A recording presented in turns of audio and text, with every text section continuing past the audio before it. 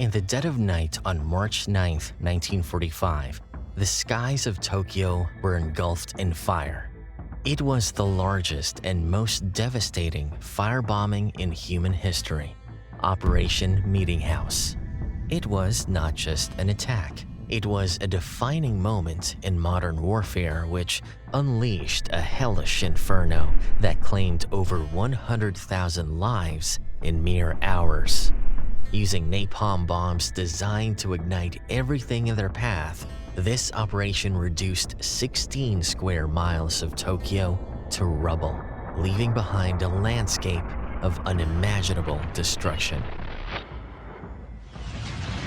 Welcome to Historical Digs, where we uncover secrets from the annals of history.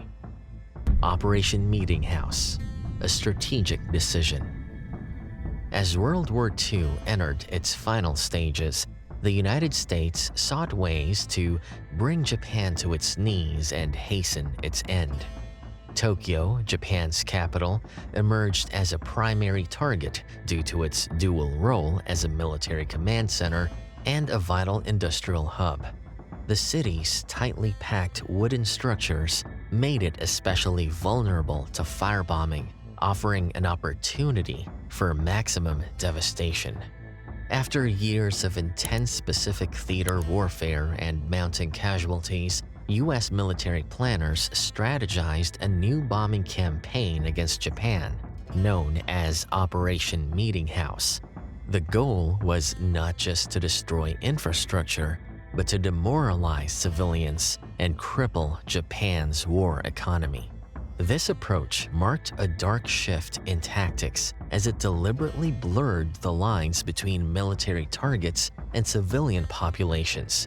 General Curtis LeMay, the architect of Operation Meetinghouse, argued that this level of destruction was necessary to end the war quickly and minimize overall casualties. The B-29 Superfortress. The B-29 Superfortress was a technological marvel of its time, a long-range bomber capable of carrying massive payloads and delivering them with exceptional precision. These aircraft were designed explicitly for high-altitude bombing raids. However, for Operation Meetinghouse, the B-29s were modified for low-altitude attacks to increase their accuracy and impact. They carried M69 incendiary bombs, small napalm-filled devices that burst upon impact, igniting fires that were impossible to control. Each B-29 carried 7 tons of bombs, exceeding over 1,665 tons of incendiaries dropped during the raid. The bombers flew at low altitudes of 5,000 to 9,000 feet, enabling them to carpet bomb densely populated areas. Designed to spread fire rapidly, they turned Tokyo into a firestorm that consumed everything in its path. The B-29 crews faced extreme conditions, high temperatures, turbulence, and the risk of being shot down by Japanese anti-aircraft defenses. Despite the dangers, they carried out the mission with discipline and precision, driven by their orders and the hope of ending the war. Are you passionate about uncovering history's hidden stories? Hit the like and subscribe button and let us know what other untold tales you'd like us to explore.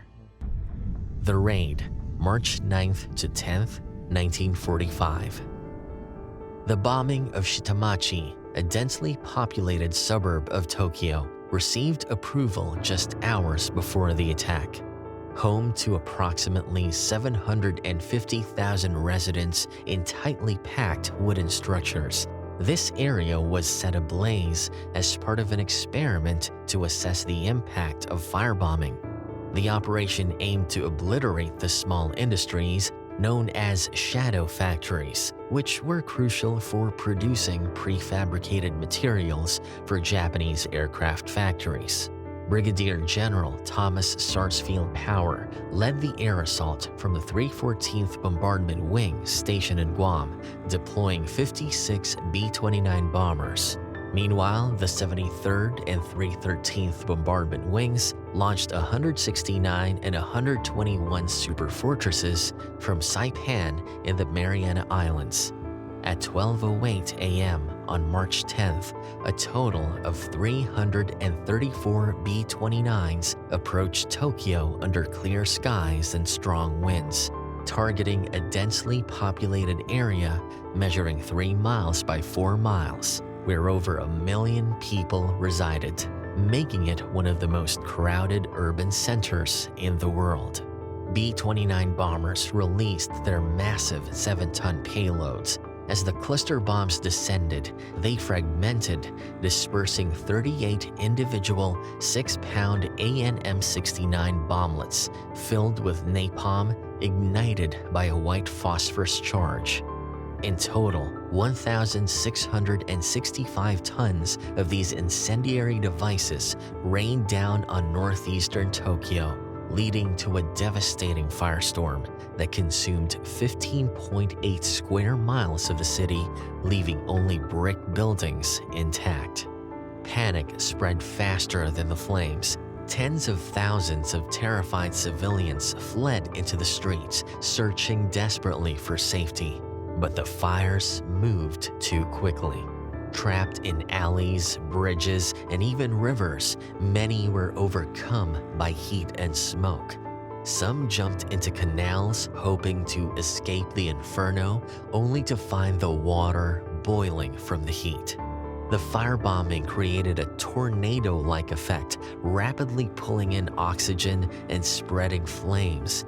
Civilians trapped in narrow streets were burned alive or suffocated in underground shelters. Rivers and canals became death traps as desperate people jumped in to escape the flames, only to be boiled alive by the heat. The aftermath and impact. The raid's aftermath revealed a city unrecognizable from what it had been hours earlier. It is known that approximately 100,000 people were killed and 1/4 of the city was wrecked.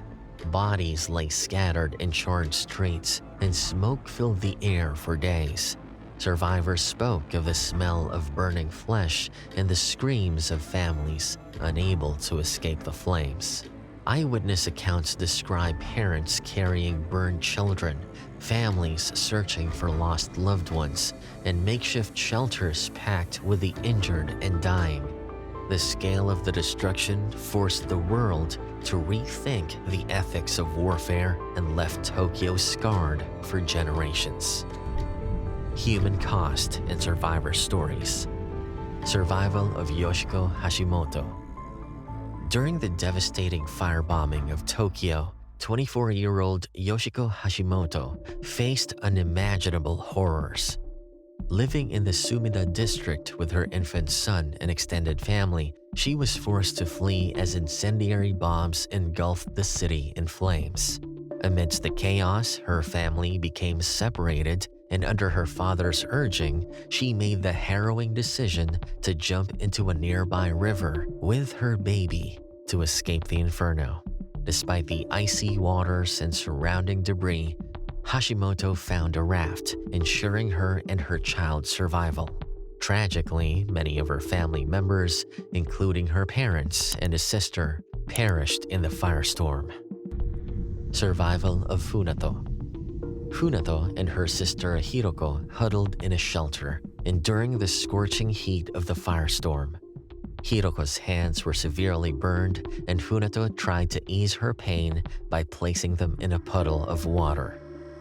When the fires finally died down, the sisters walked home through streets filled with charred bodies. Their family had suffered horrific losses.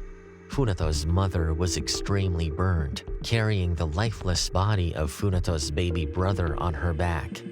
2 siblings and their grandmother were never found. They arrived at a small hospital in need of medical treatment, one of the few left standing.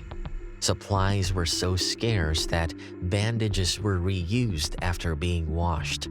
Hiroko's condition worsened. The dirty water had infected her burns, leading to tetanus. With no medicine available, Hiroko passed away, leaving Funato burdened with guilt, believing her actions had caused her sister's death. Survival of Haruyo Nihei. Residing in the Kameido area, 8-year-old Haruyo Nihei and her family sought refuge in an underground shelter as incendiary bombs ignited the city. Realizing the shelter would become a death trap due to the approaching flames, her father led them into the streets, now transformed into rivers of fire.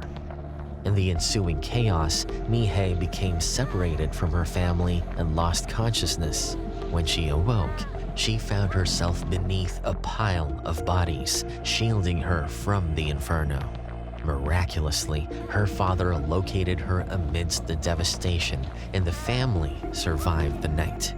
For decades, Nihei remained silent about her traumatic experiences, but later chose to share her story to honor the memories of those who perished and to educate future generations about the horrors of war. Psychological and emotional toll on civilians.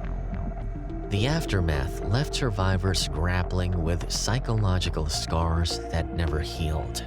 Witnessing the death of loved ones and the destruction of their homes left many in a state of shock and despair. Those who survived often spoke of enduring nightmares, visions of the fires, screams, and suffocating heat. The trauma extended beyond the event itself. Survivors faced guilt for living, while others perished.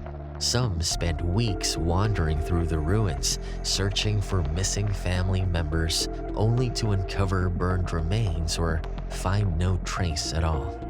For children, the loss of parents and siblings forced them to grow up overnight, navigating a world reduced to ash and silence. For many, the sound of airplanes continued to trigger panic attacks long after the war had ended. They lived in fear of the skies, unable to erase the memory of the raining fire that changed their lives forever. The crew's perspective and moral dilemma.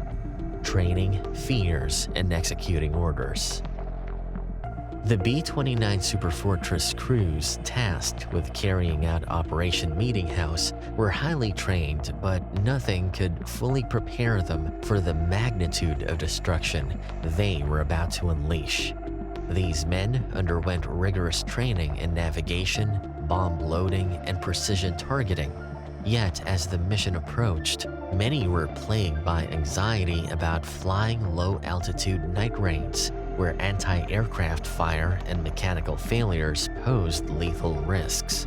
Flying above Tokyo, the bombers faced extreme turbulence caused by heat rising from the flames below. The danger wasn't only external. Many crews feared their bomb bays might ignite, turning their planes into death traps. Despite their fears, they pressed on, following orders without question, driven by their duty to shorten the war and save lives in the long run. Emotional struggles. For many pilots and gunners, the emotional impact of witnessing the destruction below was profound and immediate. As they flew over the burning city, the smoke, flames, and cries of those caught in the firestorm reached even the isolated cabins of their planes. Pilots reported seeing walls of flame, bodies running ablaze, and entire neighborhoods vanishing within minutes. The flames could be seen from 100 miles away. Ed Lawson, a B-29 gunner who flew the raid, said, "Can you imagine standing in front of an open bomb bay door and smelling a city burn up?" Some airmen admitted to feeling pride in accomplishing the mission, believing it was a necessary evil to bring Japan to surrender. Others, however, grappled with guilt and remorse, questioning whether they had crossed the line from strategy to destruction. Crew members described the stench of burning flesh rising into their planes, forcing them to wear oxygen masks to avoid vomiting. These moments haunted them long after the war ended, leaving them with emotional scars and questions about morality in warfare. Necessary step or barbaric act? Was it a necessary step toward ending the war or an act of excessive brutality? The bombing of Tokyo remains one of the most controversial events of World War II. Supporters argue that it was a strategic necessity, crippling Japan's industrial base and accelerating the end of the war, potentially saving millions of lives that would have been lost in a prolonged conflict or a ground invasion. General Curtis LeMay, the operations leader, said, "You're going to deliver the biggest firecracker the Japanese have ever seen." Critics, however, view the raid as an act of barbarism, citing the targeting of civilians and horrific death toll. Many historians compare it to the atomic bombings of Hiroshima and Nagasaki, questioning whether such mass destruction was justified. Survivors and human rights advocates highlight the moral costs of war, emphasizing that the firebombing blurred the lines between combatants and non-combatants. What happens when humanity crosses the line between strategy and savagery? Operation Meetinghouse, the largest single bombing raid in history, unleashed destruction on a scale that still haunts the world. The firebombing of Tokyo not only reshaped the city, but also left deep scars, both physical and emotional, on survivors and the B-29 crews who carried out the mission. It forced humanity to confront the cost of victory and question where the line between strategy and savagery lies. This story is a sobering reminder of the human cost of war, showing how decisions made in the name of progress can lead to unimaginable destruction. As we reflect on these events, it's crucial to learn from history and continue striving for a world where such horrors are never repeated. Thank you for joining us in exploring the barbaric truth about Operation Meetinghouse. Don't forget to subscribe and come back for more history digs.